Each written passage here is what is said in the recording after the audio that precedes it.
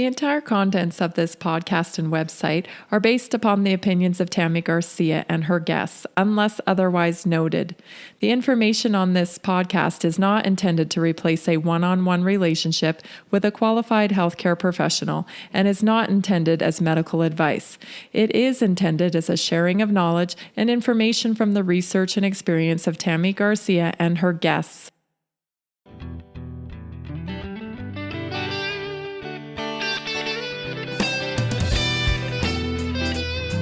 This is the Naturally Inspired Podcast, coming to you from our 1890 homestead in Johnstown, Colorado. I'm Tammy, and I want to thank you for joining us. Let's get started and help people feel good so they can do what they love for longer.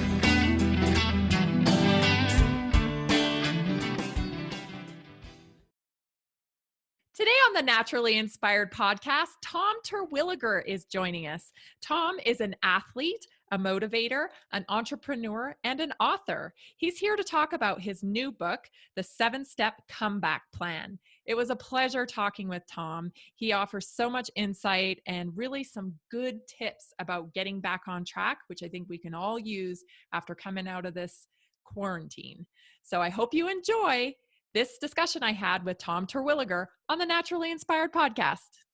Thank you again for being on the Naturally Inspired Podcast. This is your second time, Tom. Thank you so much for joining me today.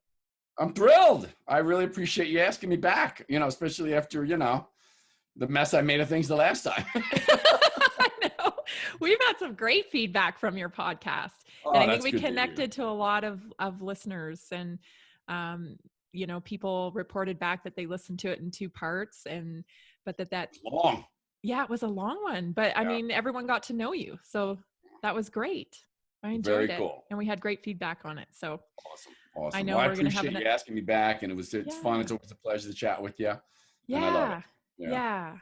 So it's post, or what we're in the middle of still, COVID. Yeah, I think we're coming towards the end. We'll see. Really, it has everything to do with the government, has everything to do with the medical community and the Center for Disease Control, in terms of where we really are in terms of, this process. Yeah, it feels different having conversations during this time period, right? Because it's not like I can't just not talk about it, because it's what everybody's thinking about. You have to. In fact, one of my buddies, one of my coaching clients, he was doing a podcast, and he had a bunch of them in the can, you might say, right? Yeah. Enough to take them for a month or 2 months or something like that, all in the can.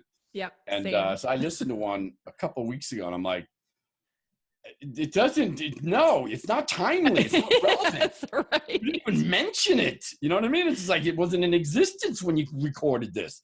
I said, you got to go back in. You got to be relevant. You got to talk. You can't not talk about it. That's right. When you're talking about mindset or fitness or nutrition, whatever it is, it's all about how does it work into what we're experiencing now. You can still talk about those things. Right. How does it work into? You have to make it relevant. And so he had to go back and kind of record some new ones. He saved the other ones for later, but we have to. You're right. We can't not talk about it. Yeah, it seems completely odd to have a conversation right now and not be, at least mention it and ask how you're doing with it. And so, you have a ton of experience just getting through things and, building on things and achieving and all of that. So I would love to get your take on it and your thoughts on it. So what happened? Kind of what was yours and Dawn's story? How did it take place in your life? Well, it's interesting because, again, I think for all of us in many respects, especially here in Colorado, we weren't at the epicenter. Right. Not initially anyway, right? But you're from the epicenter. Or very close absolutely. New York. That's right. Yeah. As far as the epicenter in the United States, most certainly. And I've still got lots of friends and loved ones and relatives there. Yeah. So we felt it as soon as it hit New York, and it just kind of started spreading. We started to hear about it, Right. And of course the news is, I tend to be a bit, pessimistic when it comes to the mainstream news channels in terms of what information we're getting. Right. Let's face it, there's an economic incentive for news channels to sort of exaggerate things, you might say. If there's Yep. a storm brewing off Miami, it's Yep. the biggest. It could take out the entire East Coast. It may destroy everything. You better tune in. Better stay on it. You better watch to make sure you're fully updated all the time. So at first, at least initially, we take everything with a dose of salt, you might say, right? I'm with you.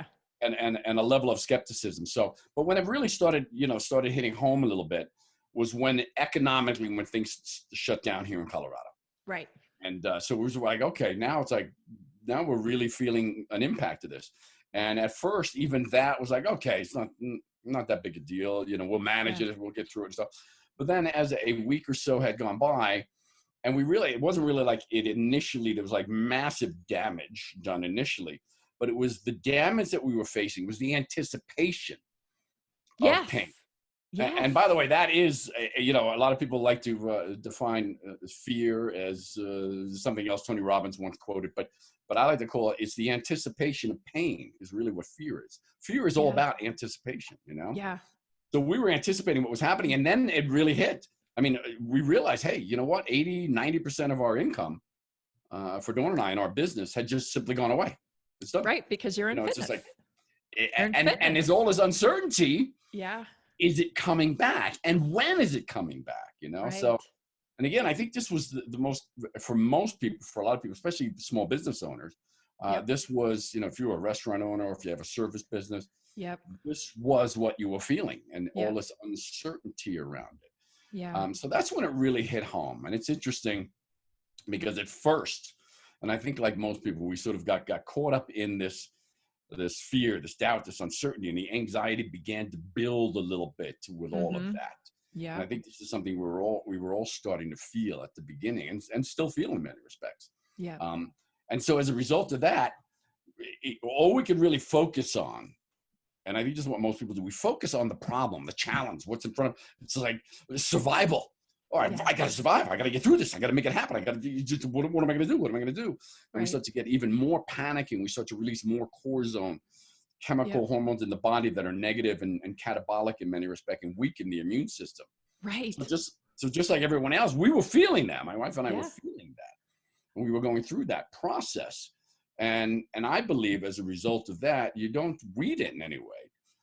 Very few people see the opportunities in this. Because there are opportunities out there. I mean, we've heard it before. Anytime there's some kind of a upset or rattling the cage or, something of this nature, there's always opportunities financially in our relationships, in our businesses, in our bodies, whatever it might be, opportunity. And even if it's just a change, because, we can we get caught up in sort of our daily lives and kind of get into a rut. It's the same thing over and over and over and over and over again, and sometimes something like this just rattles the cage. So for us, that cage was rattled and we couldn't see the opportunities because we were focused on the problem. Right. Yeah. So then we had to shift and then we made a decision. I'll talk a little bit about that and how the book that I just finished writing and have gotten out there called The 7-Step Comeback Plan came to fruition as a result of shifting that mindset from focusing on the problem, fear and feeling like a victim in many respects. Right. I got to be honest.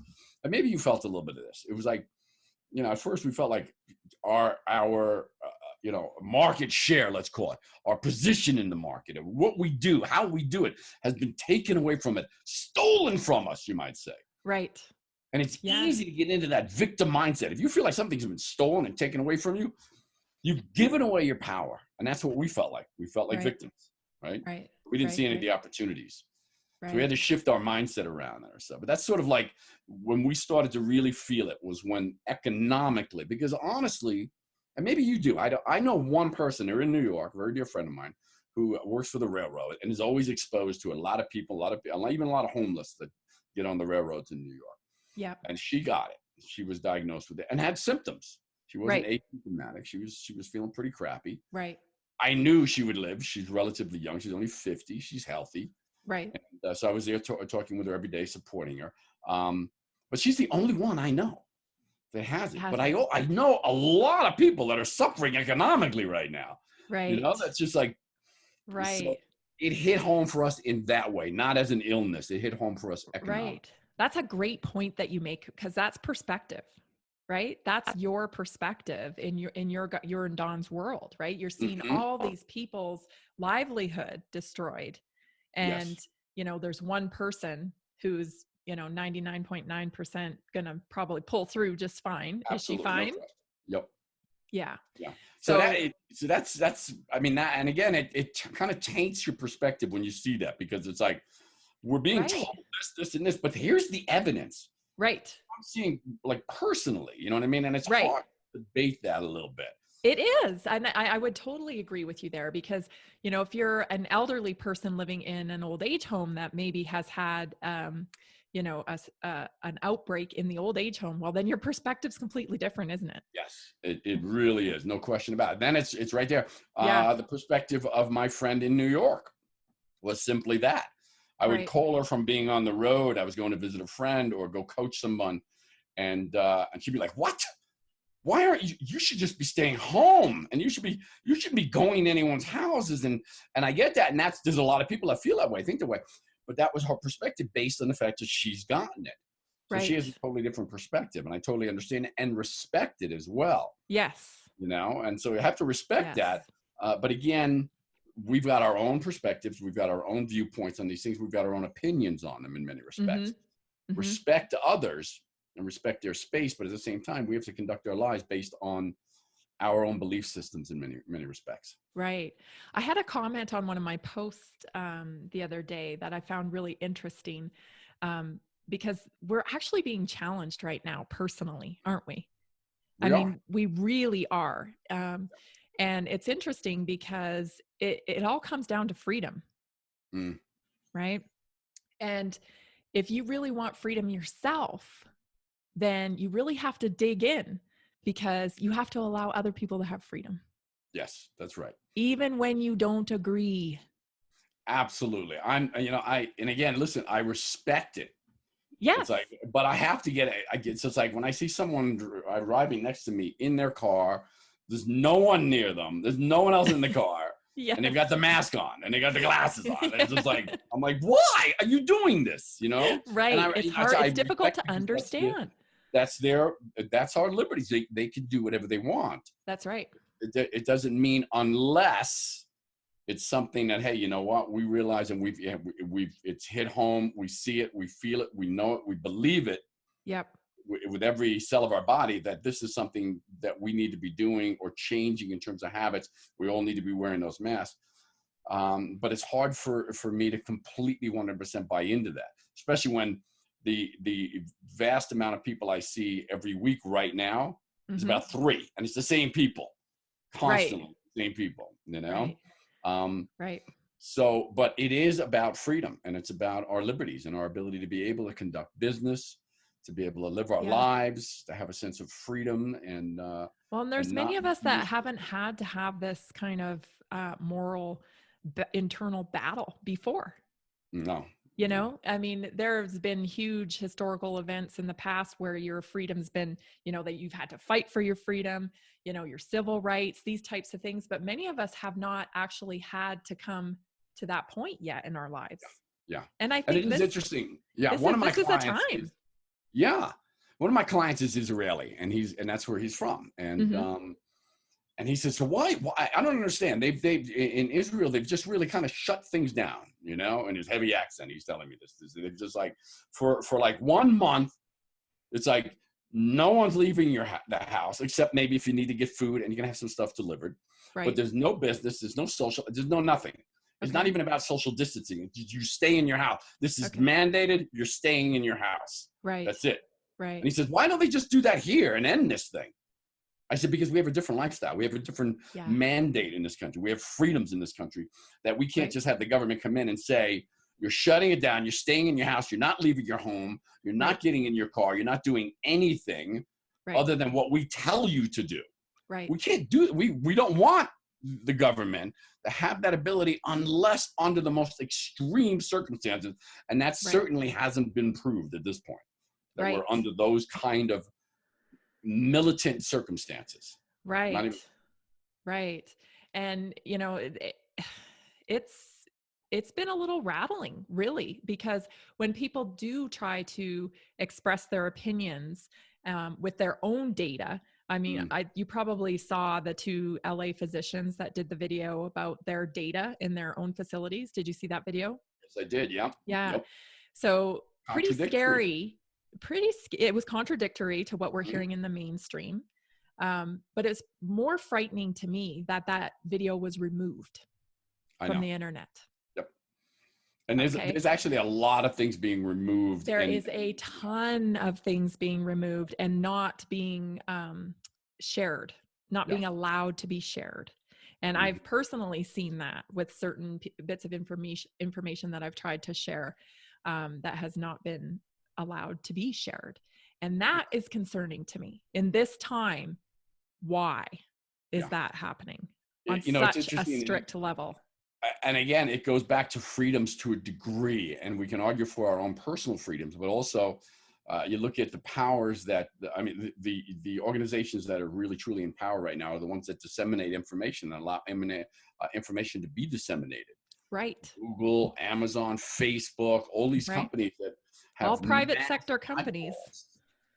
Pardon me? All private sector companies with That's their own right. So agendas. they have, until Yeah. they really infringe on someone's rights themselves, and I'm not sure, posting anything you want on on the surface of a private company and having them take that down is infringing yet on our rights. I don't think it is for the most part. Again, I'm not a legal mind Right. or a a That's scholar a in this. good point because it's their business. That's right. It's their Right. business. But we have to be aware of it, that we're being spoon fed in many respects, the Right. information that they deem Credible. shareable. Yeah. That's right. And relevant and true. And whether they believe it's true or not, Right. it's what they want us to believe is true. Right. And we don't want to get into a whole idea that we're being manipulated and controlled, but in many respects, Right. whether deliberately or inadvertently, we are to a degree, unless Mm-hmm. we understand that the information that's being spoon fed to us is information that someone else has an opinion about, and it's a positive opinion, and want us to have the same opinion, so they Right. can manipulate in many respects that way. And so Right. I've had a couple of posts that just, I get on, I put a video on, I'm like, oh, I get my Facebook page. I'm like, how come that's just not available right now? It just says Yes. not available, not available. Yes.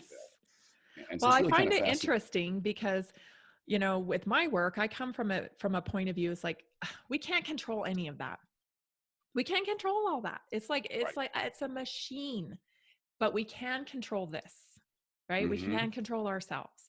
So all we can do is arm ourselves with the right actions to protect ourselves with the highest degree, right? Right. And nobody can control what you think. I mean, that is the last sacred space, is your own in your own mind, right? What you're thinking, and then what actions you choose to take. So it's got to start here. But the wonderful thing about that is if enough people start internally, then together there can be a shift in thinking. Right. And I think we're starting to approach that point I do now, too. because there's so much conflicting information, and I think it's become clear to countless numbers of Americans that we are being, to a degree, manipulated to look at this thing from a particular perspective. Right. And even if we look at it from the medical perspective, which, hey, listen, God bless them, their objective is to save lives. Yep. Right. Exclusively based on this disease, this outbreak. Right. Right. So we want to save as many people from COVID-19 as possible. Yeah. They don't pencil into the equation the other ramifications, the other parts of the puzzle. Right. What's the economic cost? That's an easy one. Right. Yeah. But what's the cost of the economic cost? What's the rise in alcoholism? We've seen. Oh, absolutely. There was a great little piece Abuse. in LinkedIn, April 23rd. It came off. It said layoff and related deaths exceed COVID-19 deaths by 41%. And it's just extraordinary, because if you look at, we already had a much bigger epidemic, a pandemic in many respects, than COVID-19, and that is the use of drugs and suicides that were taking place in this country already, right? Right. And so those things are going to start. Those are going to almost double in the next several months, if we don't get this thing back up and operating, people are getting laid off. And we know that is a primer for suicide. It's a primer for alcoholism, and drug use. we already have a highest demographic of, men are our highest demographic for suicide. Yeah. And so when you're looking at, I mean, any suicide is horrific, obviously, but when you're looking at that demographic specifically, because men carry a certain burden when it comes to money and a job and worthiness and all of that stuff, in my belief. And so when that's gone, and we already have the highest demographic in suicide being men, then that's a real concern. No question about it. And that's what we're going to say. I mean, it's just like the article was fantastic because it predicted what we're going to be seeing, and that it's going. And again, I've talked about this. So many others have talked about this. We don't want the cure, to be worse than the problem, right? I mean, it's just, and it's winding up looking like that along the way. Outside any political agenda that might be taking place, the actual cost to Americans is indeed, I think, going to be higher than whatever this pandemic is in the first place. And like you said, for men, losing their job, feeling anything that's going to make you feel like you have no control, right? You it's been usurped. And again, this goes back to that victim mindset. And there's ways of addressing this in terms of how we deal with it. You talked about the only thing we have control of is our own thoughts. Yep. Unfortunately, those thoughts can be maneuvered in a direction where we can start to change how we think, what we think in our mindset, that can ultimately lead to that victim mentality. If we have that mentality, on top of that, then we lose our job. We feel powerless. We have no way of supporting our family, and so we turn to drugs or alcohol just to kind of mitigate or reduce the pain and the feeling of loss and regret and shame. Yeah. All those emotions are powerful emotions that can lead easily to the wrong action under the wrong circumstances. Absolutely. And that's what is starting to become evident, I think, in terms of what's really going to look like, Yeah. And it doesn't, one thing too is like, that doesn't mean we don't have compassion for the COVID loss of life as well. It's, this is all our first pandemic, really. Right. This is a learning curve here. Yeah. Right? But we can't just disregard these other things that are happening. That's right. Because it is happening. We don't want to say it's not happening, that people aren't sick. Yeah. By all means suffering. Yep. And those with pre-existing conditions or obese and all those different things that are facilitating the death toll and the death rate from this thing. But at the same time, I was going to say, we've never had a pandemic like this before, but in truth, we have. We've never had it so, what's the term? Manipulated, so utilized in terms of creating an agenda of some kind. We've never been shut down. We've never had to face this kind of economic shutdown, right? Yep. We've had pandemics before, but we've never had to face this, this type of, procedure. And so it's new ground for all of us. And we're all kind of like stumbling around a little bit, you might say. Yeah, absolutely. And one thing I think that would help us is if we can find common ground. The country's so divided before this. Yeah. Yeah. And, when we had something like when 9/11 happened, we were really able to unite and find common ground on just our country. Yeah. Yeah. Right. I mean, the patriotism was, through the roof when that happened. And Absolutely. I'm struggling to kind of figure out why we're not finding that this time. It is interesting. And because again, there is common ground, right? We all want the best for each other. Yep. Nobody wants anybody to get this, and nobody wants anybody else to suffer. And it is interesting because, when you put it that way, and it formulates a new thought in my mind in terms of why I tend to resist a little bit personally. I think I'm certainly not I'm not the only person who feels this way, but I tend to resist a little bit in terms of what I'm being spoon-fed in terms of the information and what I should be doing, what I have to be doing. When someone says, even my friend in New York who's ill, and she used this term, and this turned into of course I didn't want it to get too heated a debate with her because she's ill and she's going through it as a perspective. Yep. But she said that, and she used this term, and this is what got me a little bit. She said, "Shame on you." Yeah. Really? Shame on me? Mm-hmm. Seriously, this is, you know how powerful a word that is? Shame leads to suicide, leads to depression. I said, Right. why should I be ashamed of having a different perspective? I'm not putting Right. anybody at jeopardy. Right. Right. But just shame on you for going here or Right. doing that or not wearing a mask or something. So I Right. think one of the reasons I tend to rebel against this, and maybe so many other people tend to rebel against the information, is it going back to exactly what you said. We're not finding a common ground. Instead, those of us who have a slightly different perspective are being rejected. We're being treated like pariah in many Mm-hmm. respects, Mm-hmm. and being told we should be ashamed of ourselves, and being said, we don't care. You clearly don't care if you kill someone. Right. Really? Right. If that was the case, there was a lot of people I would have taken out a long time ago. Of course, Amen. we can. But it's being shoved down our throat in many respects. So it's creating a divide, and I think we can look at it. You know, in many respects, it's almost like I can.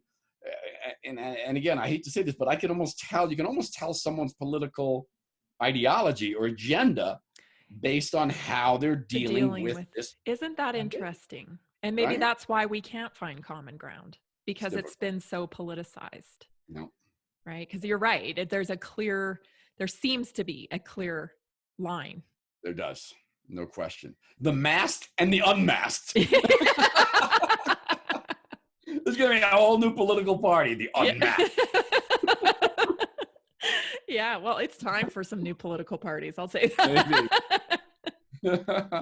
But that's an interesting point for sure. Yeah. So what would be our common ground? You know, can we unite on something that's common ground, like just the wanting of well-being for everybody? Yeah. Absolutely. And to take into account all of that, we have to put in all the pieces of the puzzle. Right. Okay. So we've got this illness, right? And we know that people are being infected by it, and some people are dying as a result of it. But we also have this thing that we've been doing in terms of our social freedoms and our economic freedoms, and and the things that we've built in our lives that have to be plugged in. That if we destroy or give no regard to entrepreneurship, business ownership, even the importance of, and one of the things that just, and I understand it from a certain perspective, I reject it from another perspective. If you're watching television at all, other than Netflix, and you're seeing all the advertising is all built around this, and it's all stay at home, stay away from people, maintain your distance. Stay home. As human beings, we require company. We require contact. We require social interaction. Oh, I've often thought about single people during this time. I know.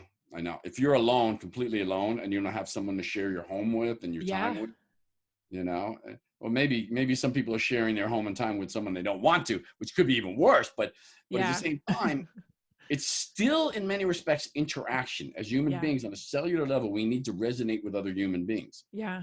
And I mean, think about a casual hug that you give someone.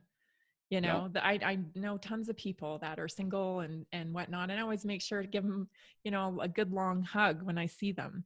Absolutely. Because some of these, now we're talking like 8 weeks of absolutely no human touch. Right. You can't high five anybody. You can't give them a fist pump. You can't. Yeah, nothing. And I think it's taking its toll in many respects. Like I said, I see about 3 people a week. That's it. I mean, other than from a distance, even my neighbors were all keeping a distance.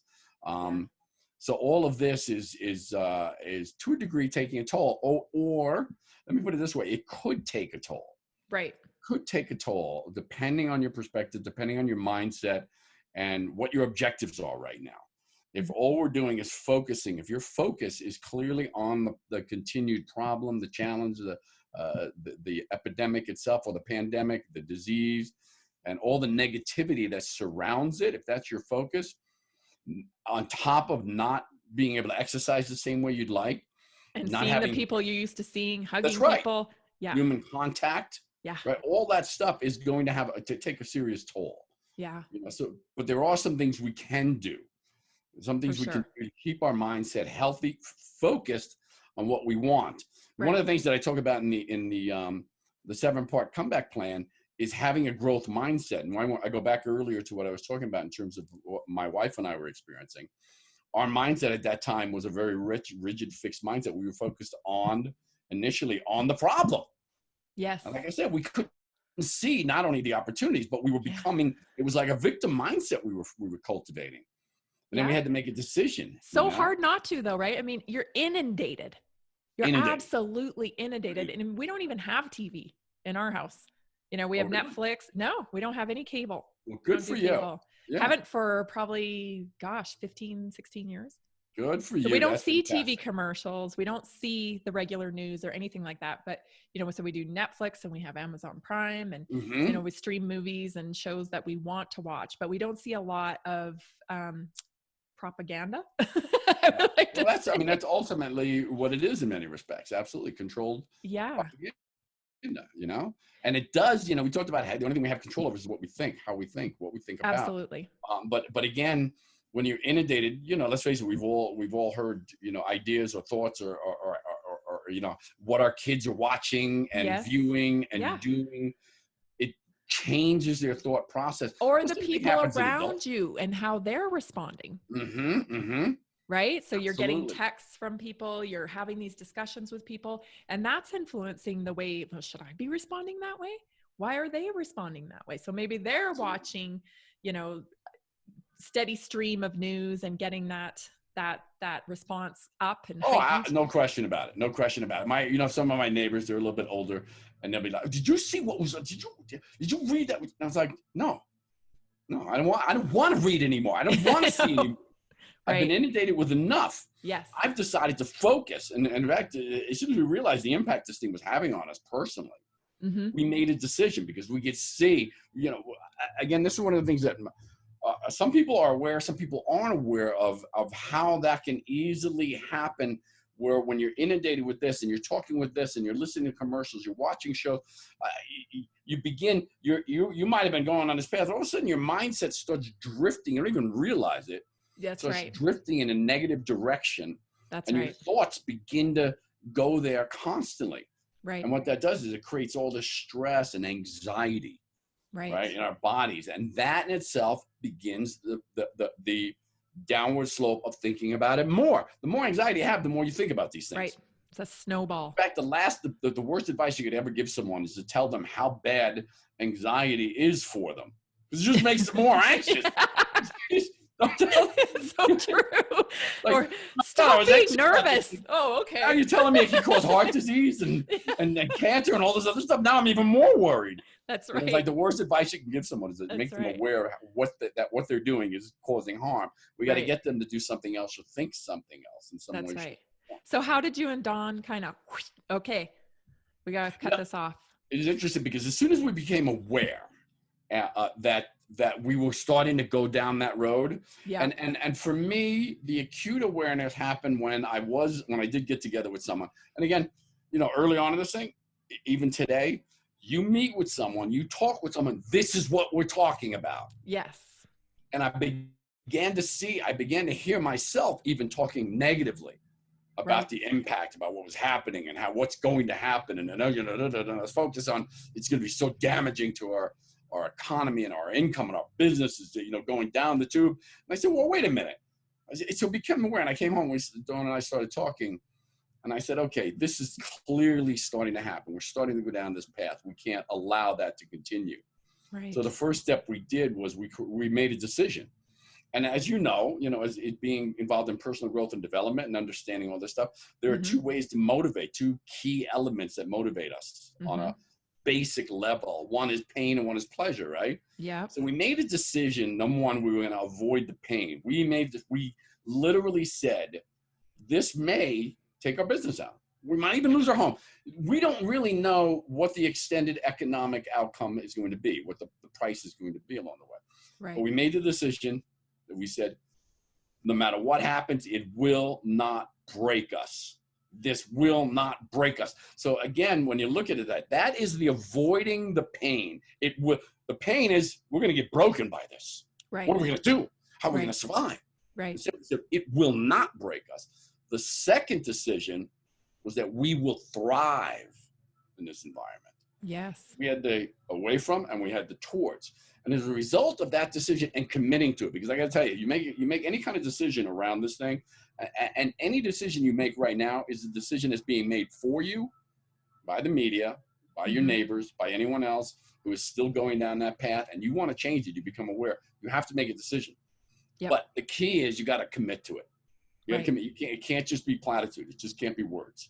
Right. If we didn't commit to this, that we will thrive. And so then we said, okay, how are we going to thrive? What are we going to do? How can we serve people?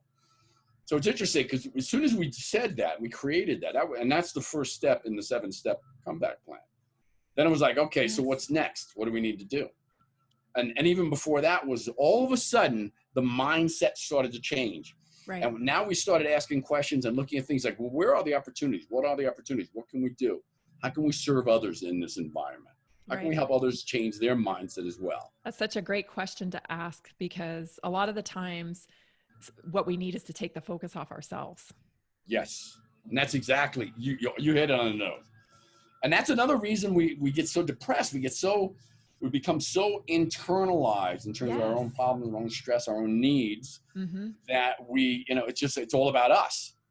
And there's so many other people with needs out there and that are far more, serious than our own. Right. So that was the first step. We said, hey, let's make a decision. And now what? Now, what does that mean?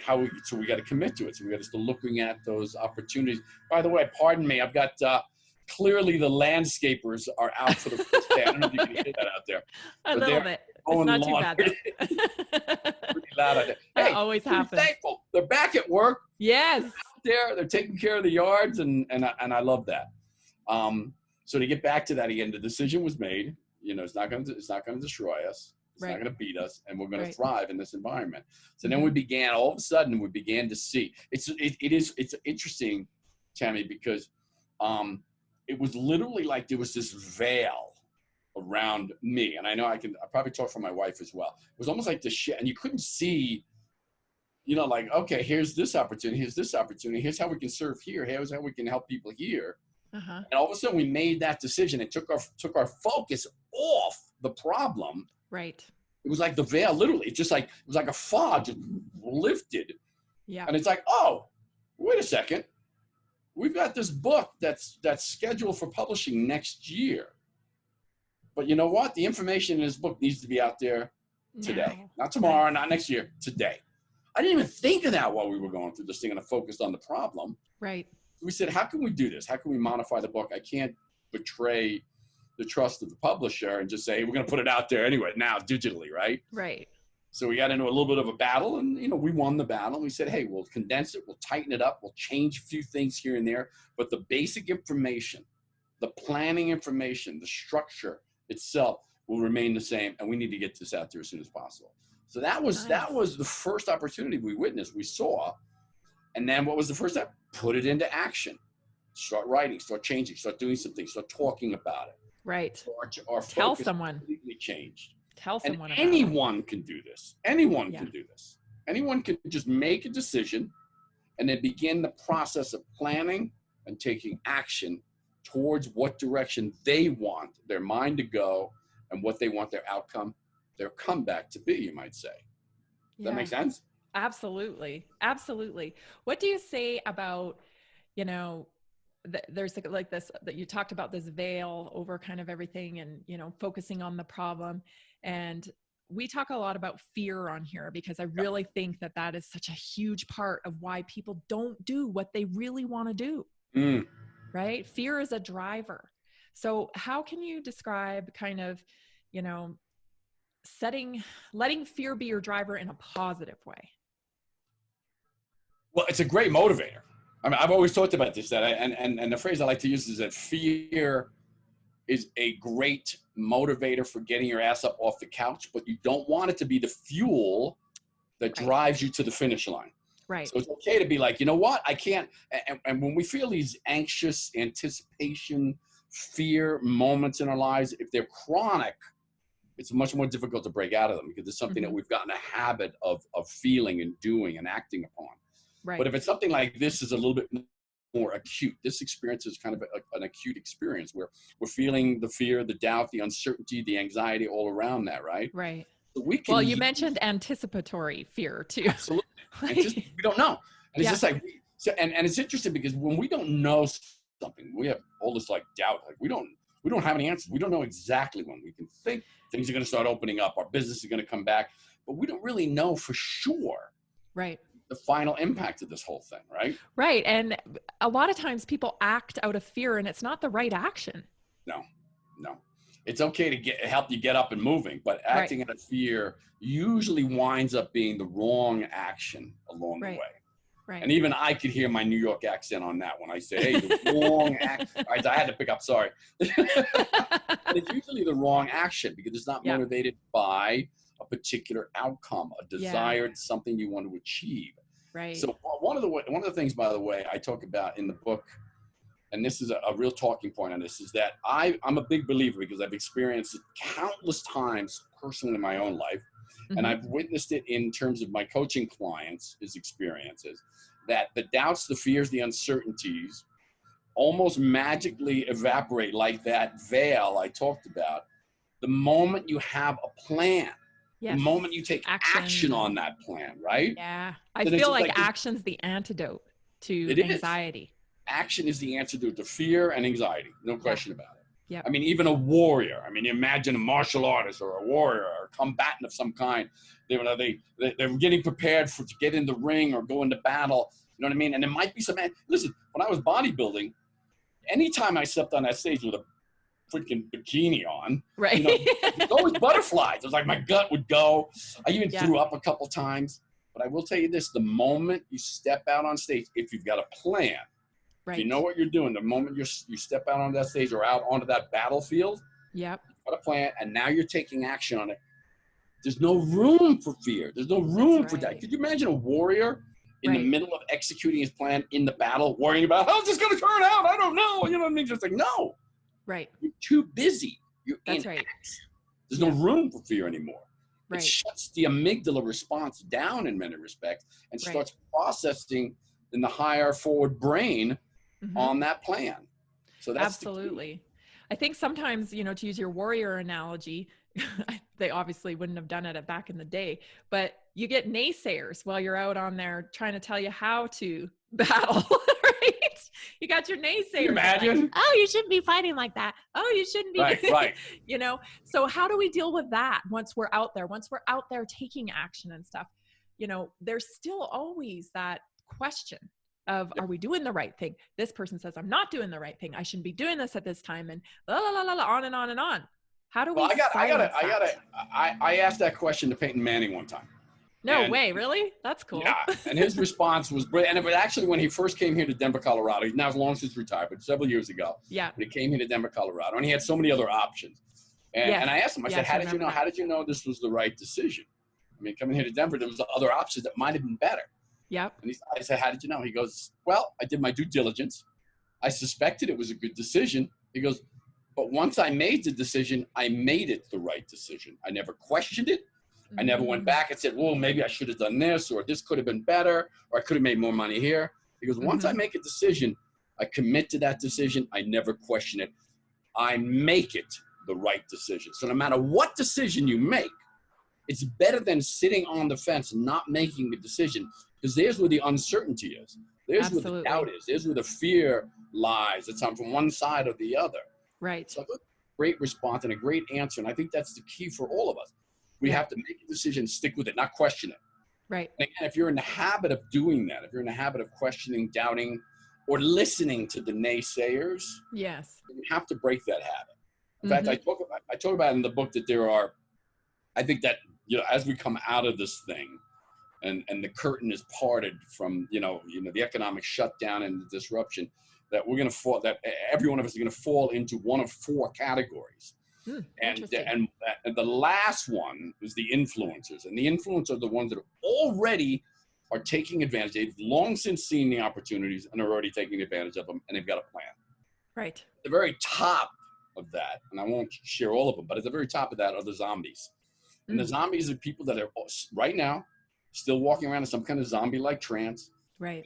They're disoriented. They lack focus. They have no plan whatsoever. Blaming others.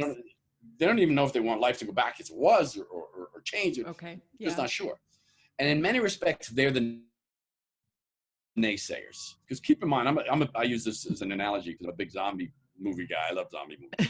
And I like to think that zombies aren't necessarily, it's not fresh meat thereafter. It's life. Yeah. It's light. And when you become the light, when you become one of those individuals in one of these categories that has, hey, you've been disrupted. You've decided that even life as it was before could be more, and you want more.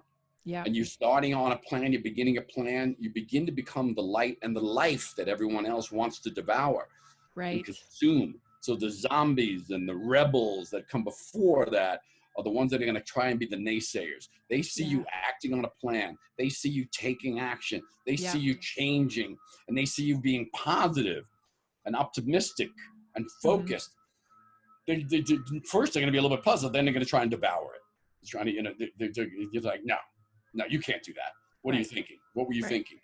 You should still be wearing a mask. You still can't go here. You still can't do that. You're going to start a business? Are you out of your mind? You're going to start a podcast? What, are you crazy? Yeah. You think you are. They're the zombies. You don't want to be one of the zombies. Right. You don't want to be one of those. In fact, you ultimately want to be one of the influencers.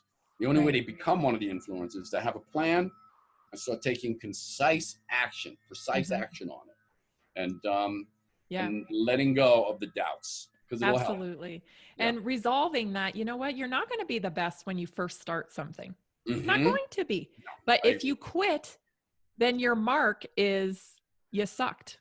Right? That's your mark. You're hold that in your unconscious mind forever. Right. The next time you try and do something, just keep going. Just keep going, because you're going to get better along the way. Yep. In fact, it's interesting. We did a live Q&A for the comeback plan last night. And one of the questions was, I'm trying to, I'll summarize it, but it was, I'm a bit of a perfectionist, and I'm going to want my plan to be perfect. Right. And that could take time. And that was that was like the end of the question. It wasn't even a question. It was just more of a statement. Right. And I said, you know what? As we know, perfect is the enemy of great, and great is the enemy of good. Get it out there. A good plan with a committed execution, so much superior to an absolutely perfect plan. Yep. We know that even a perfect plan can go wrong, right? That's right. Done is better than perfect. Absolutely. It's just the other thing about perfect, guys, is that I believe trying to create or have or even executing on a perfect plan can be detrimental. Because what happens is, if we have a perfect plan, it's like nothing can go wrong with this plan, right? Right. And we're so committed to the plan that we lack one of the key elements to a growth mindset, which is flexibility and the ability to pivot. Yeah.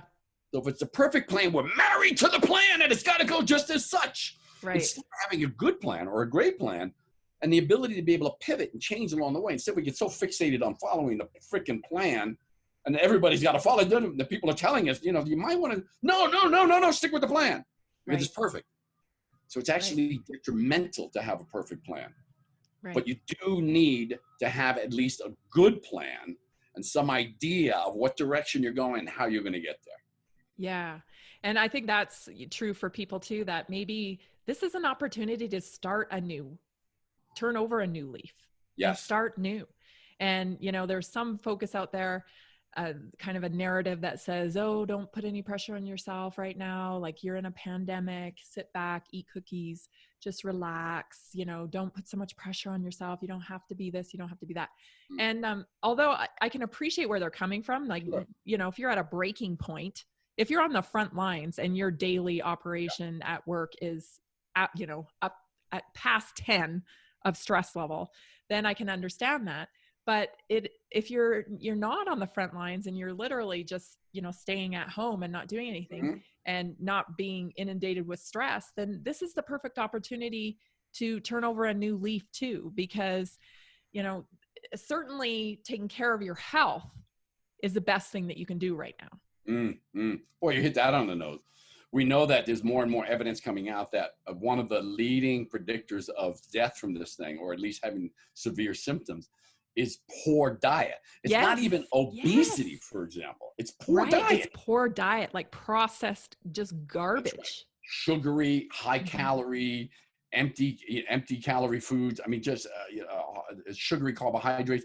These are the things that weaken the immune system. So, in many respects, we're being enlightened as a result of this thing. If nothing Yes. else, if there is a silver lining as a whole, then Mhm. maybe we're going to get some information that can help some people Yeah. change their life. Because once this information really gets out there and we begin to believe it, and there will be those who say, "Nah, it's a freaking diet's not the reason," Right. Just Right. like I don't want to wear a mask. You know what I Yeah. mean? There's going to be people in there, and I respect their opinion. Yes. You know, um, but there are going to be others that are saying, "Hey, you know what?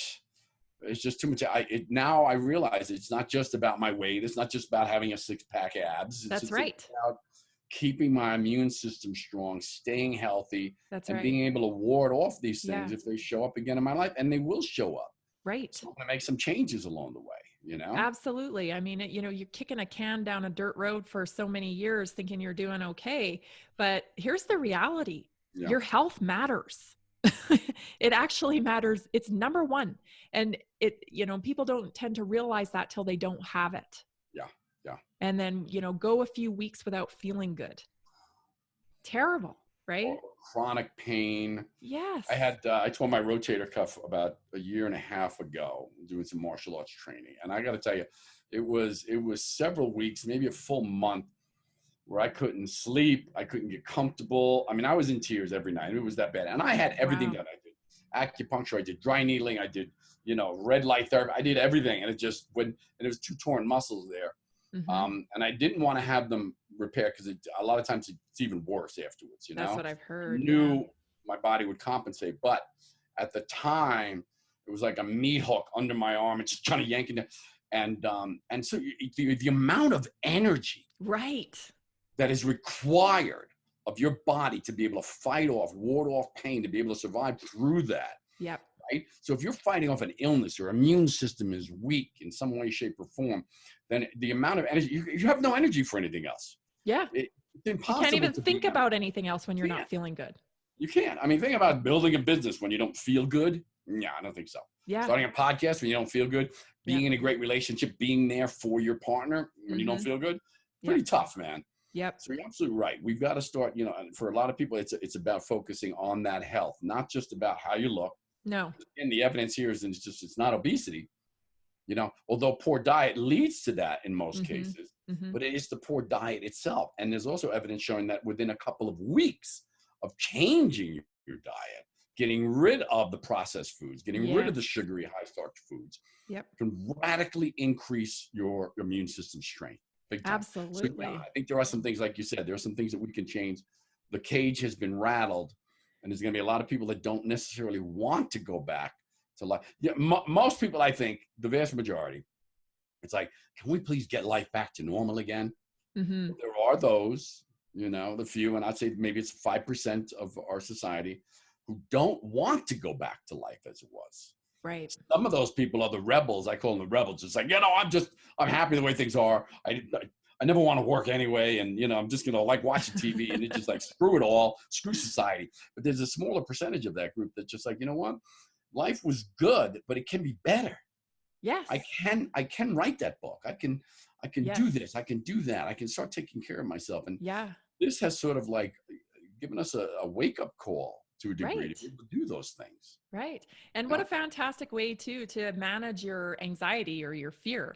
Even if at first you don't believe that what you put into your body makes a difference.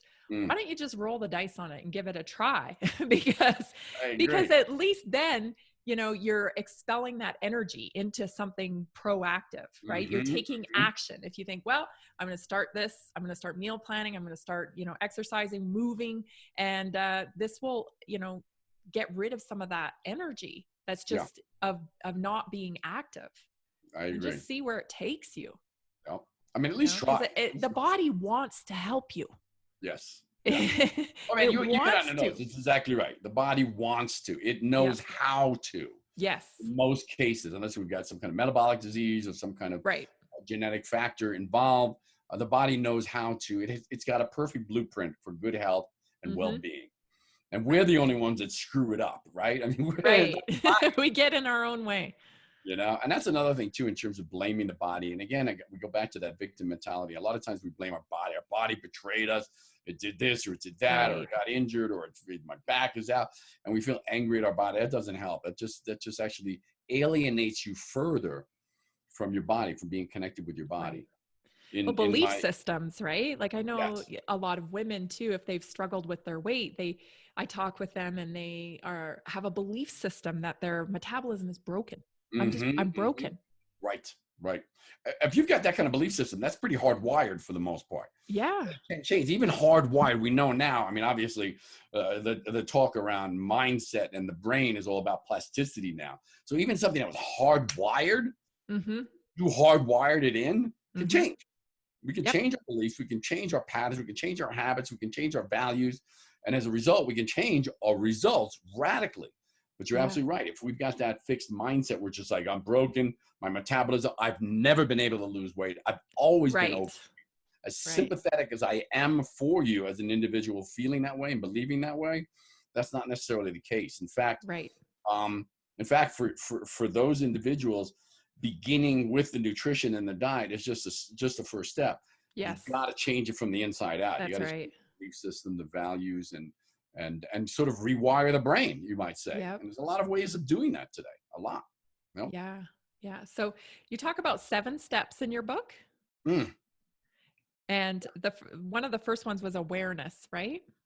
Well, the first one is, in many respects, it is awareness. The first real step based on that awareness, because if you're not aware of what you're thinking, how you're feeling, where you are emotionally through any particular situation, and we'll just use this pandemic as the context of what we talk about with this plan, right? Yeah. Then it's hard to make a decision, because the first step is actually the decision.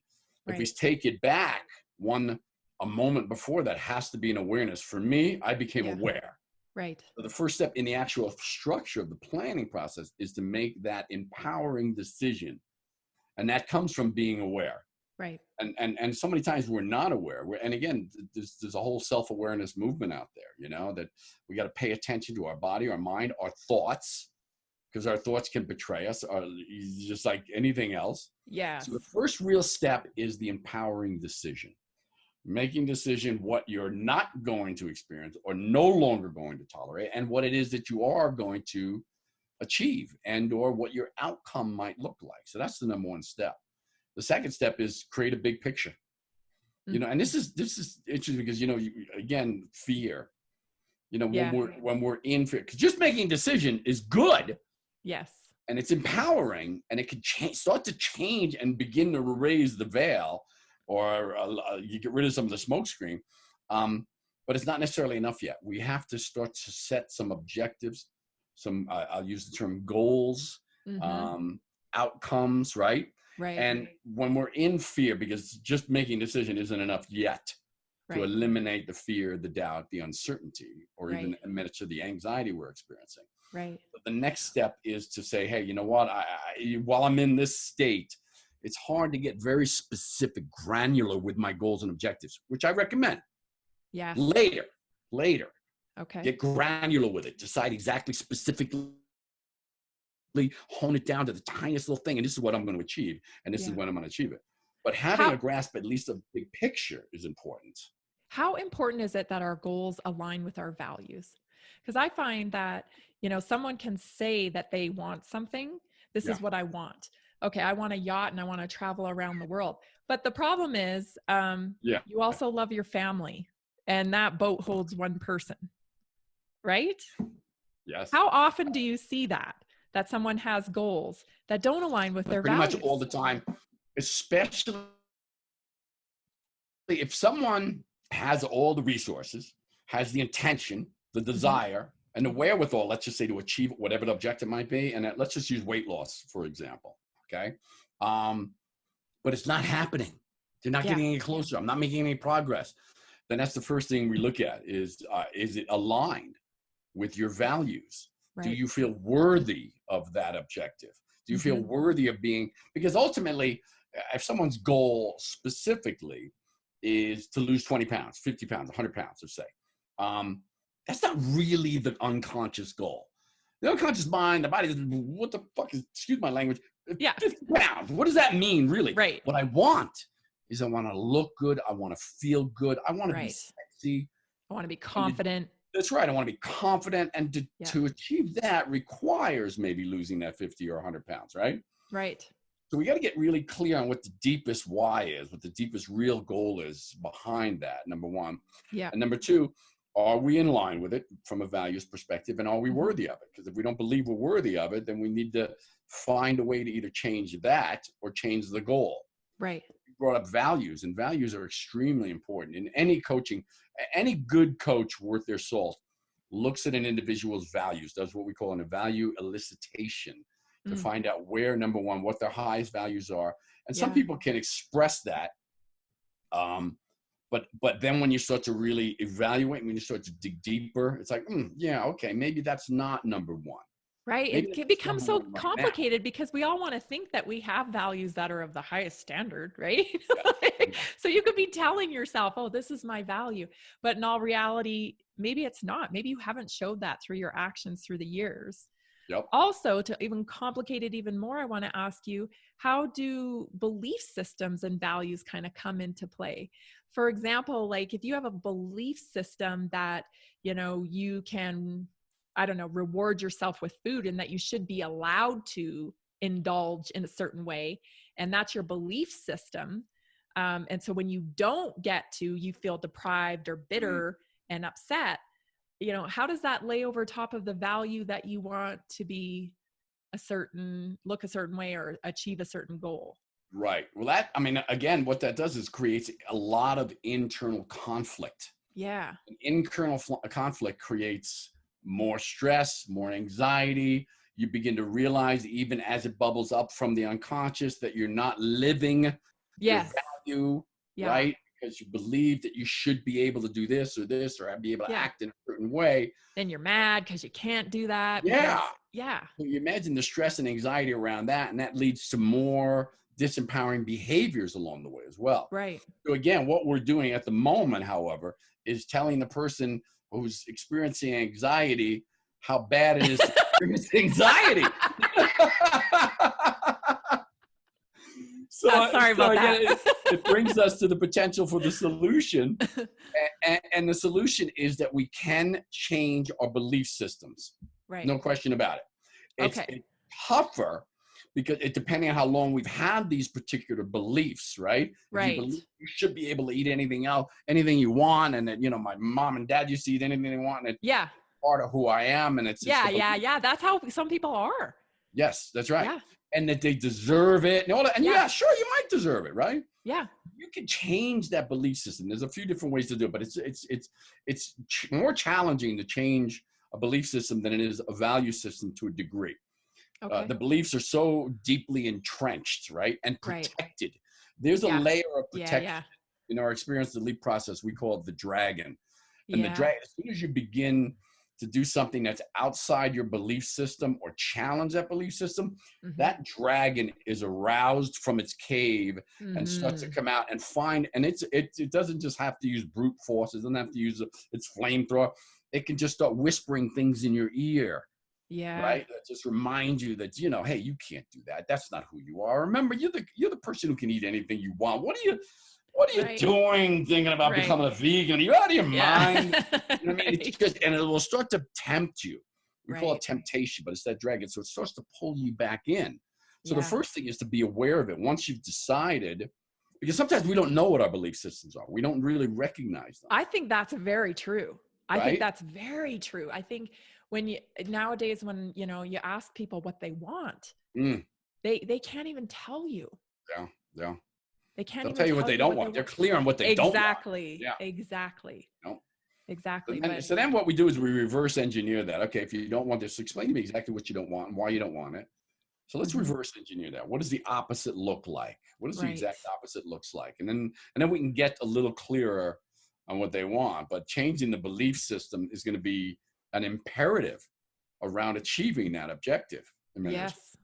Values and beliefs are key. Values, beliefs, and even actions, because what we do on a daily basis, if it's not in line with those values, it causes stress.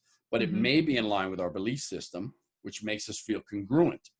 So to change the belief system, there's a couple of ways to do that. One is I call the do then believe model. Yeah. And the do then believe is just like, hey, you know what?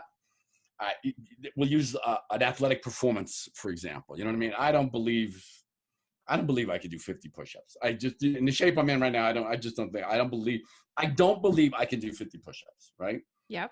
What if I could prove to you that you could do 50 push-ups? All right, I don't think you can.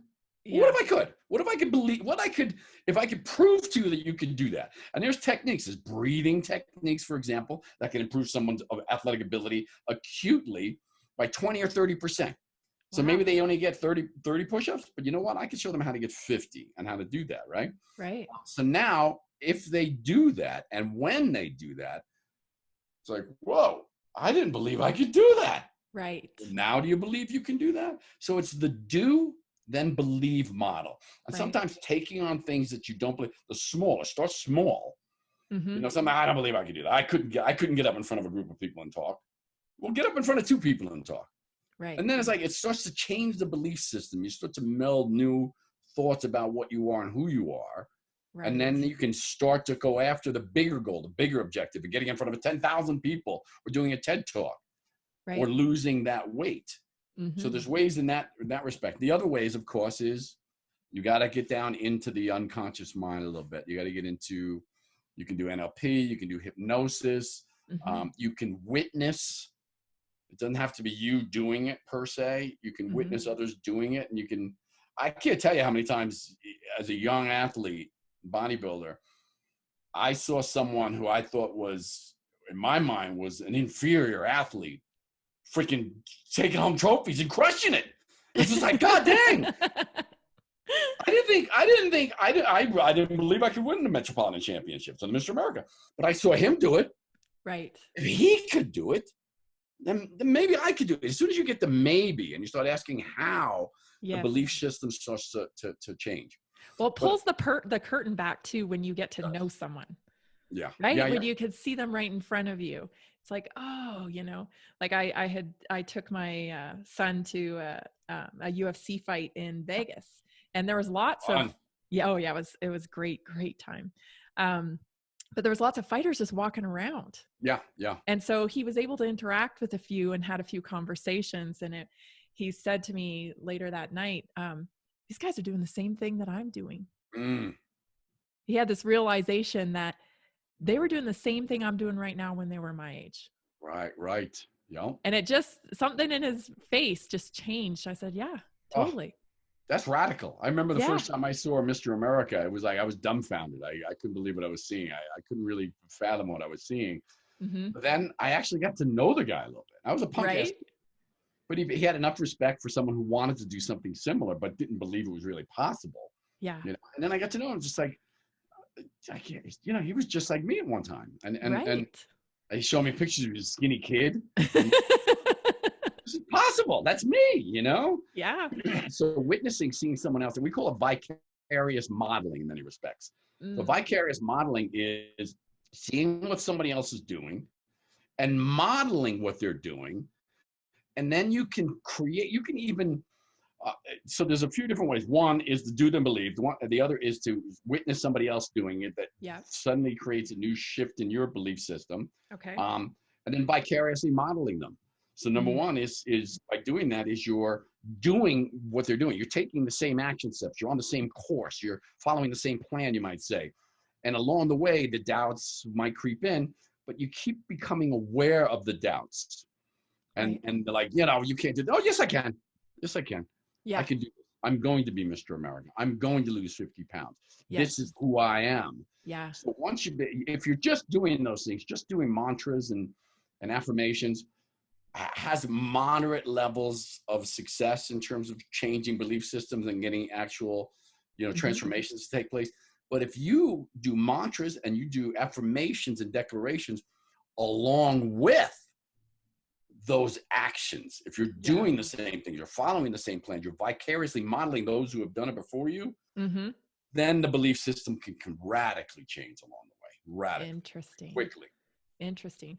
I wonder if, just going like, taking out content that's negatively impacting you. So say if you're watching a lot of TV right now, or if you're interacting with people who are fear-based, what about stopping that content completely and, taking control of, being mindful? Because I think a lot of people think, well, how can I stop thinking what I'm thinking? Mm-hmm. Mm-hmm. I can't just think, well, yeah, actually you can. Yeah. You can be self-disciplined about your thoughts. And at first, for me, it felt awkward, because you have these negative thoughts or whatever, and you're like, okay, stop, stop. Right. I'm gonna purposefully not think that. And you're aware of it. But then the more you do that, then the less you have to be purposeful with it. It just kind of tapers off. Absolutely. Especially if you stop the content, the negative content, the incoming. Yep. Yeah, Right? because the negative content, the incoming is just, it's continuing to program your brain, and we're attracted to it. If we have a certain belief system, value system, Yeah. any kind of either unconscious or conscious goals or objectives, we tend to attract or attracted to something that validates that, right? That Yeah. information. Well, and it's physiological too. I spoke with a doctor. The podcast is coming up this Friday about adrenal health and Mm-hmm. how we get addicted to like a dopamine fix. Oh yeah. Oh yeah. Right. So if we're used to negative information and we get riled up about that negative information, and we become addicted to that feeling. No question about it. And you know what? I mean, in many respects, dopamine is the hormone. It's a chemical of anticipation of it's when you're on your phone and you're flipping through Facebook, and it's just like, oh, okay, I'll be right there, and you can't freaking stop. Mm-hmm.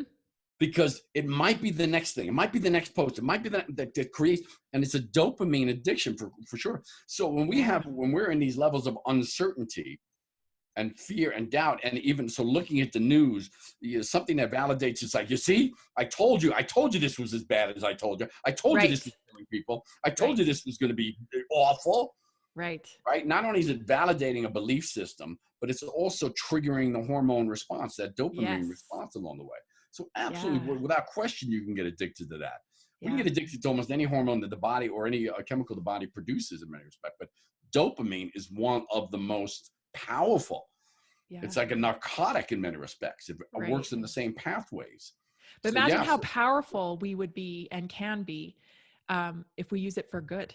Yeah.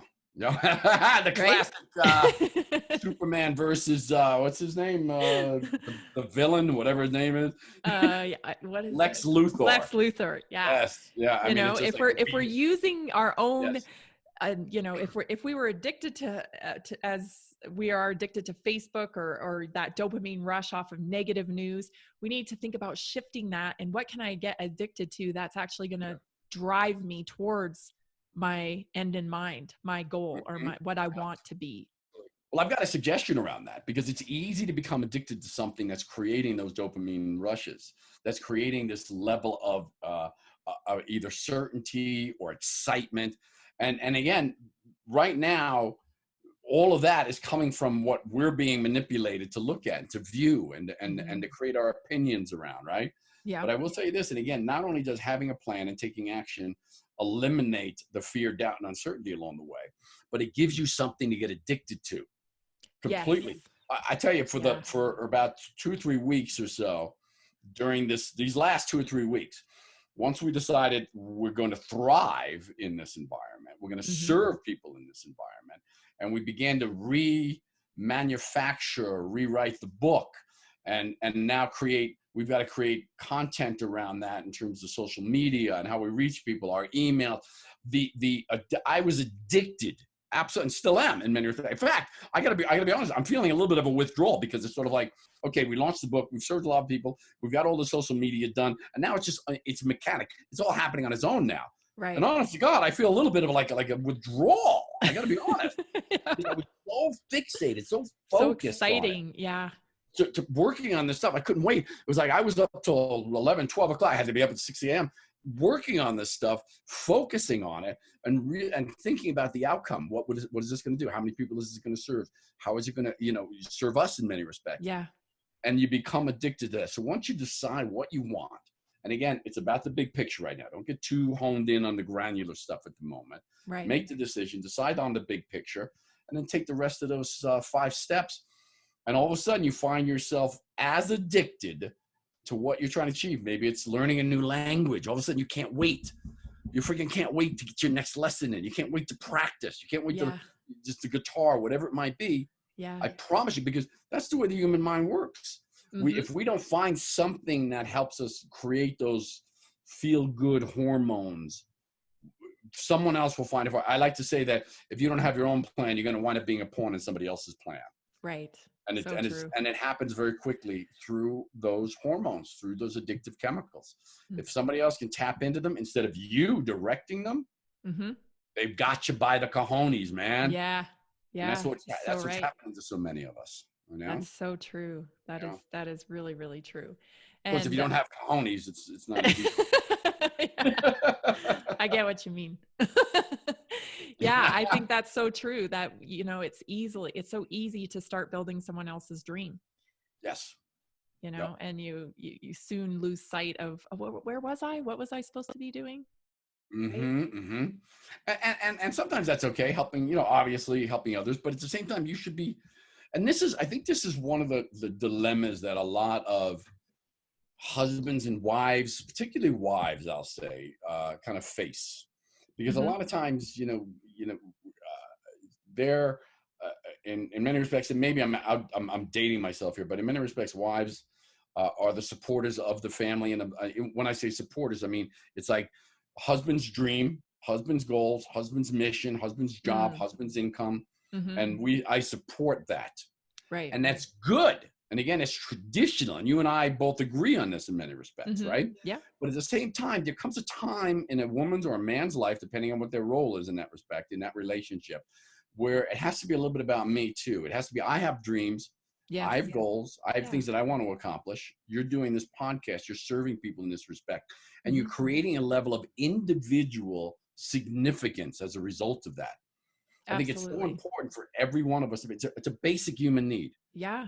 Even kids. Significant. Yes. Kids, even kids as well. That everyone has to have that, has to fulfill that purpose at some point. And I think you go through different seasons in your life too. I mean, when my kids were small, I honestly could not think of doing anything else than being their mom. Right. I was absolutely just, this is my deal. This is what I'm doing. And I had, I supported Jay all the time with his work and stuff, but they were my absolute focus. But as they get older, I realized, a year and a half, 2 years ago, I'm not going to have a life.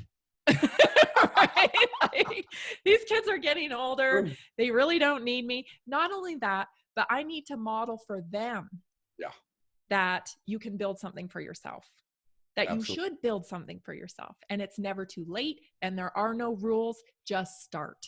Yeah. It's interesting because I had that question in the Q&A last night. It's an old, very dear friend of mine from back in New York asked me that. She goes, my kids are ready to leave the house. They're grown up and I'm going to be alone. And I don't even know what my life is going to look like. Yeah. I said, you get to decide what your life looks like at this point. Yeah. Sure, it's going to be a little tough. It's going to be something new. It's going to be. Yeah, it's different. Absolutely. By the way, I just want to go back to you being a mom for all those years, and that was your focus, and that was your thing. Some people would say, well, don't you want something else? Didn't you want to do something else? Don't you want a career? You know what I mean? Bullshit. Yeah. As far as I'm concerned, when I talk about having that level of significance and doing something that really contributes and has a meaning in life, it doesn't get any better than being a mom and bringing up children and nurturing their mindset and their bodies and stuff. It just doesn't get any better than that. There's no need for, it's only a society that imposes that belief system on us that, well, you should be doing something else. You're more than a mom, aren't you? Yes. And I couldn't agree with you more. I had multiple opportunities. I had multiple sales job offers at the time, and definitely we could have used the money for sure. We could have used the money, but like I said, this was my focus. This was my passion. I wanted to be everything for them, and I wanted to do the best job that I could. And for me, it meant that I didn't want anything else at that time. for me. Absolutely. Now, there's plenty of other women out there who can handle the job and handle the kids that then do all of that. And that's wonderful. That's what you wanted, and that's what you want to do. And I fully support your decision to do that. But Mm, I also think we need to support the people who decide that this was what they wanted and all they wanted, and waited to start a career, and I waited. agree. It goes both ways. Yep. It No goes both question ways. about We shouldn't be judging one another for our life choices. it. And And that that takes us gets me a right little back to sad when the, people do that, oh, especially it is. women, It is. because And we I think need a the lot of it support. is based on an agenda, it should be, Mhm. it's just like, you and I both know, and I think we can agree on this, and perhaps not, but I think there's a disintegration of the traditional family, in Yes, our country, and that's just based on an agenda, and it's like old fashioned that you should just want to be a mom and the best mom you could be. There's, right. oh my God, you could be so much more than that. How much more do you need to be? You don't need to be more than that in I order don't to think I could have handled thrive. anything more, man. I was getting like a Yeah. couple hours of sleep at one point. Well, if you want to, fantastic, but let's not Yeah, let someone else's agenda right. dictate what it is that we feel good about and satisfied about and how we contribute to the world. Exactly. You How, and again, it comes back to being free in your own mind, right? Like you set the tone in your mind. If you think being a mom is enough, then it is enough. If you've got something stirring in there that says this is not enough for me or whatever, then fine. Go, but it comes down to freedom, right? Yeah. And the freedom of our own thoughts, and not being, steered in one direction because of public opinion or otherwise. Mm-hmm. Yeah, it's always sort of peeved me a little bit that when you see someone imposing their idea, because you do this, or that's all you. It's like, don't you want to do more? It's like, not everybody has to. That's I right. wrote the 7 rules of achievement. I write the 7 part comeback plan, but not everybody needs to say, hey, you know what? I feel compelled to rise, to manifest myself to the utmost magnificence that I can be. Maybe you're already there. Maybe just feeling good, satisfied, happy. I mean, ultimately, it comes down to being happy, doesn't it? It comes down to our Absolutely. being happy and helping others be happy along the way. And I don't That's think right. I don't think there's any better way to help others be happy and joyful in their life than to be joyful and happy in our own lives. That's right. It's modeling. It is, It's and it's and it's so. all about modeling. You can preach to someone till the frigging cows come home about what they Mhm. should do and this and that and whatever. And they're either going to take the information and do something with it because it means something to them, or they're going to be like, I don't know, whatever. Yeah, So it's just best to model, don't you think? absolutely, no question. I mean, and if you can, and again, what you talked about a moment ago, which was, you want to model for your children now. Yes, You want to show them that, hey, you know what? If I've got an ambition, if I've got something I want, if I don't want, that's fine. You know what I mean? Now, you need to identify that a lack of ambition could be a number of things. It could be a fear, failure. It yeah. could be feeling unworthy. All those Hmm. things easy. Remember, we talked about the dragon. The dragon can come back and say, yeah, this is all you need. You don't need it to do anymore. We're Right, perfectly comfortable right here. You know what I mean? right. So you need to have that level of self-awareness that, you know what? No, there is something gnawing at me inside. There's something that's telling me I could do more. I want to do more. I've always wanted to do this, or write a book, or whatever Yeah. it might be. You know what I mean? So you Yep. need to look at that and with the lens of an open mind and a receptive mind and flexibility, and say, you know Right. what? Good I tell point. myself this is enough. Yeah. And like I said, for many people, it is enough. It's enough. It's enough to be happy and joyful and to share that with the world, right? Yep. But if you're happy and joyful, but you feel this like nagging, like I could do more, I want to do more, I really would like to do more, but Yeah. I'm just going to be satisfied. I'm just going to be satisfied. Right. That may be motivated by something deeper, that you need to Yeah. look at and maybe change along the Good way. Because point. if you are doing that, if that's what you've been doing, holding back your gift, let's just call it, Mm-hmm. uh, I'm a big believer, that you're causing suffering in the world, because there's Yeah. someone that is suffering right now because you're not sharing your gift. You're not sharing your Good joy. You're not points. sharing your happiness. You're not sharing your ability to write, to speak, to sing, to walk, to do whatever it might be. Yep. That could be above and beyond what you're doing now. You Yeah. know. But that's One not the indicator only. could be too, is that how are you feeling when other people do step up? Mm, Does that's that a good bother you? Yeah. Because You know like what? if You just sparked something in me right now. I took that personally. but you know what I'm saying? Because like, Yes. why do you have a problem with someone else speaking up and expressing Yeah. themselves? Yep. It might be something, you just need to sit on for a bit and figure out why that bothers you so much. Yeah. And that's a really good observation because, and again, it doesn't have to be jealousy per se No, or no, envy. It's no. just something that maybe alerts you that you could be doing more. You don't Yeah. have to. When we go back to being a mother, I mean, in my opinion, my mother, she had 6 children. I was the youngest of 6. God bless her. Oh, seriously, seriously. She passed I had on now, but I'm 2. telling you, Oh my man, God. I don't know how they did it. I you know, don't know how they did and it. there were times in when she was a mom that she had a little bit of a political career here and there. She That's did awesome. work once in a while when we needed it, when she Yep. needed to work, Yep. But more than Same. anything else, she was a mom.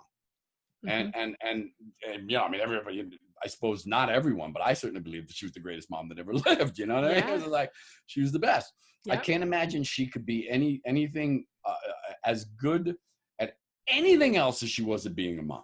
You know Yeah. what I mean? Although it's very possible that she could have been every bit as good at anything else as she was a mom. Because if she put her mind to it, like a lot of people would Right. put their mind to it, if you're good at being a mom, you can be good at anything. Right. Good, Oh, right? that's so true. Yeah. That's so true. Yeah. And what a gift you just gave her just there. I mean, I think that's all moms' dreams, to have their sons talk about them like that. She was amazing. She was amazing. And again, I'm very fortunate. She gave me good values to grow up on and good, helped not impose, but create good belief systems and foundation. Hmm. And also even taking care of my body. She was always big on that. Yeah. And, Yeah. and faith, That faith modeling. in God. Yep. Yep. Uh, So I was very fortunate, like your children are fortunate as well. Yep. oh, thank you for saying that. Do you No have doubt. any last words for us on this conversation, Tom? I think it's been so valuable today. I know there's going to be a lot of lives touched because of it. You hit on some fabulous points, and I myself am just like, yeah, that's right. That's right. It was a great reminder of a lot of things, and you gave me some new information and a new perspective. Well, I So, appreciate that. It's always enlightening to have a chat with you, and because you always bring things forward and have ideas and suggestions and comments that just kind of help facilitate, the bringing forth of information and experience. So thank you for that. oh, And I you're guess more if than there's welcome. absolutely, I guess if there's any final thoughts that I would have would be to, listen, we're still, whether we realize it or not, and many of you do realize it, we're still in the hot zone, we're still in the red zone. Our amygdalas, our fear center is still active right now because there's still a lot of uncertainty and doubt around this thing. Yep. Information that we're getting is conflicting. We don't know what's going to happen with our economy. Will we get our jobs back? Will it be there, waiting for us? Will our business be able to thrive? Any number of things. Our relationships have been stressed. Maybe they've been strengthened even as a result of this. Mm-hmm. But Yeah. there's still that red zone that we're in terms of the high alert. And from my experience, the best thing you can possibly do outside of good, solid belief system prayers is to get into action. Yeah. And it has to be concise action, not just random action to kind of make you feel better in the moment. Right. I got to do something. I got to do something is not going to cut it Right. in terms of making you feel better and relieving that anxiety and getting you focused on a path that will take you where you want to go. The only way to take concise action, decisive action, is to have a plan. Yeah. So have a plan, create a plan. And what I've created with the 7-step comeback plan is just simply that, is a template, right? It's a Yeah. template for plugging in the details. There's no chance that anyone on this planet could write a specific plan for your objective and her Right. objective and their objective, whatever it might be. So it has to be a template. Here's how we do it. We plug this in, we plug this in, we plug this in. We know that these are the steps in creating a plan and ultimately taking action on that plan. So I would encourage you to download the book. It's still available free. It won't be for long, but it's still Okay. available free right now. And where can they get it? The comebackplan.com, thecomebackplan.com, as simple as that. And I hope you'll do that. And I hope you'll join me, on maybe some other things. I do a lot of videos and Yeah, and your share a lot of social things. media is great. So I would encourage everybody to follow you on there. And what's the best page? Do they want to reach out to you personally on Tom Terwilliger, or is there No, a I think better place? that would be the best page right there. Just Tom Terwilliger. And then, we've got Tribe, Max Mind, Lean Body, which is really powerful and growing rapidly. And that's, around mindset and fitness, weight loss. And it's primarily for, over 40, but we've got lots of members in there that are younger than that and contribute a great deal. Okay. So those two pages will be fine. If you wanted to connect and say hello, I'd love to have you there. Yeah. But get into action, decisive Yes. action, get a plan going. And again, I like to say you can be prepared for what might be coming. You might not be prepared, or you can decide what's coming next for you specifically. And I Couldn't think agree being, more. making a decision about what's coming next for you and having a plan is going to be so much better than just being swept up by whatever anybody else is doing. So let's get started on that, man. Yeah. Thank you, Tom, for being on the Naturally Inspired podcast Oh, today. It such a was pleasure. great talking to you. Thank you so much, Tammy. I really appreciate it. Send love to your family, and you be good and be safe out there. You as well. Continue to inspire. Thank you.